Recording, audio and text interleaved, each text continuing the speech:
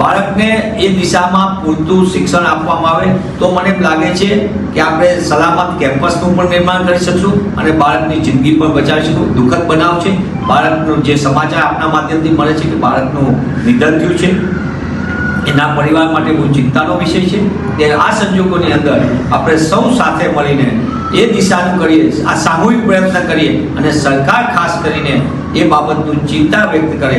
ખાલી કેવા પોતોને જાહેરાતમાં મૂલ્ય આધારિત શિક્ષણ નહીં પણ સાચા અર્થમાં મૂલ્યો શીખવાડે તો મને એમ લાગે છે કે બાળક વર્ગખંડમાં જ બાળક તૈયાર થતો હોય છે અને એમાં જ બાળકનું ભવિષ્ય બનતું હોય છે. ત્યાં વર્ગખંડના શિક્ષણની અંદર સર્વાંગી વિકાસમાં સૌથી અગત્યના પાઠ હોય તો એ અહિંસા છે અને સત્ય છે અને એ દિશામાં આપણે સૌ ગાંધી માર્ગે આગળ વધીએ.